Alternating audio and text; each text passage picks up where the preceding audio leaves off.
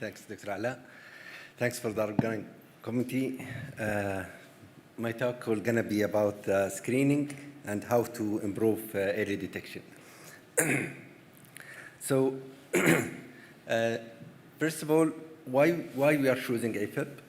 Okay, such a beautiful symposium that invests in this. Why we left all the other arrhythmia or all the other cardiac issue and we are focusing on the AFib. And then we'll talk about why we must do screening, and then why we should, or who should undergo screening, and how to do the screening. So this is my outline for this lecture. So why AFib?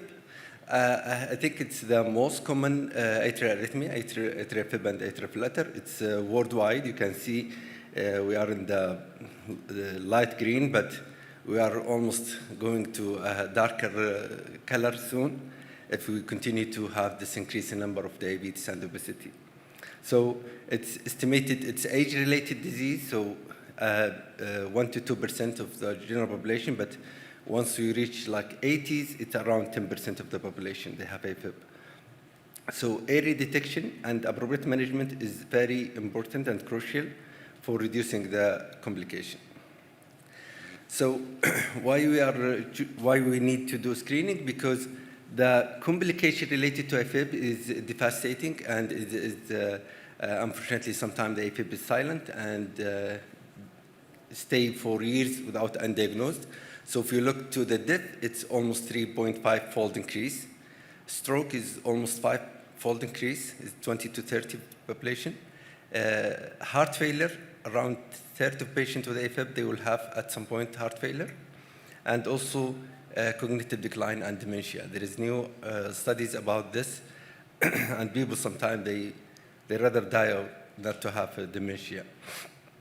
Also, there is 16 and 20% of depression and increased suicidal ideation, in addition to more than 60% impaired quality of life. So,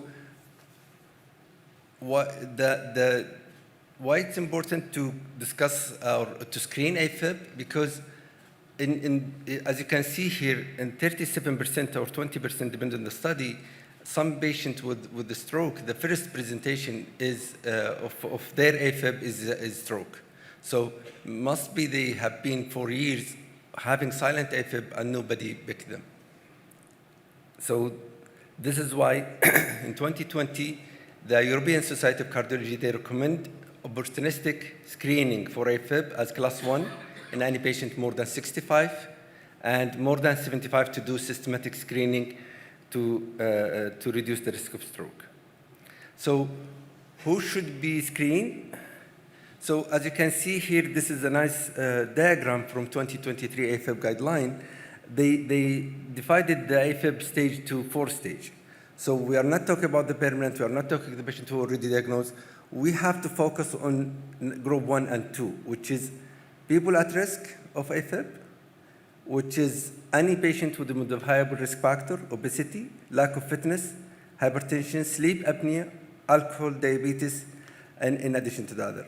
So, and also the second stage, which is people who have already structural abnormality, i.e. patient who has, like, for example, AFib, or atrial tachycardia, or atrial run seen on Holter, or patient when cardiology see that their left atrium is dilated.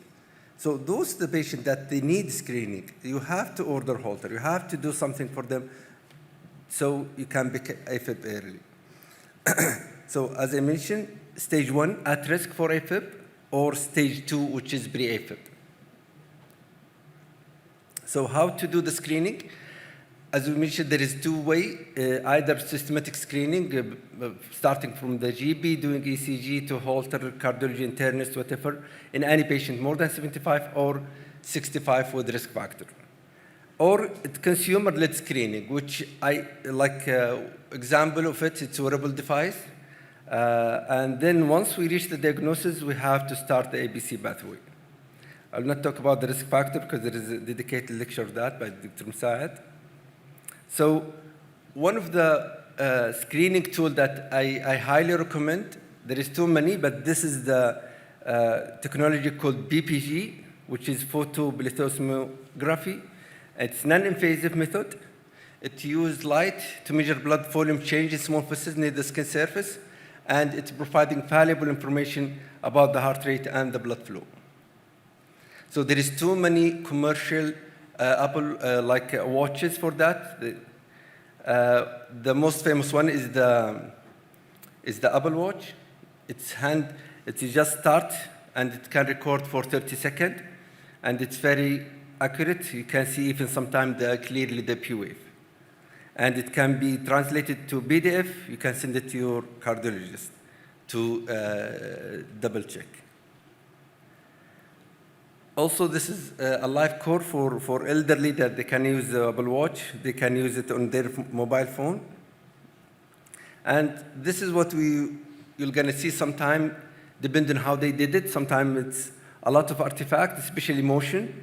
And this is why we need to ask the patient how to fix his left arm on table or something, and then use two-hand technique to get a good measurement. And this is, it's clear that this patient, if you have such ECG, you have no doubt that this patient has AFib.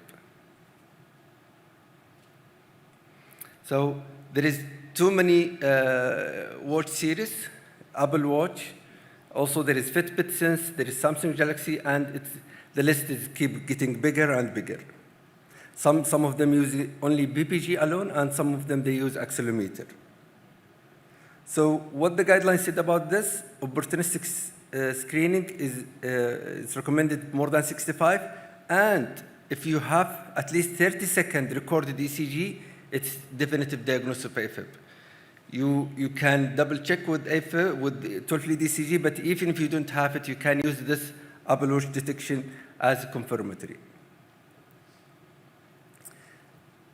The 2023, they add initial AFib diagnosis be made by a clinician using visual interpretation, and among patients in home cardiac monitoring advice, it's class 2A to use this consumable wearable devices.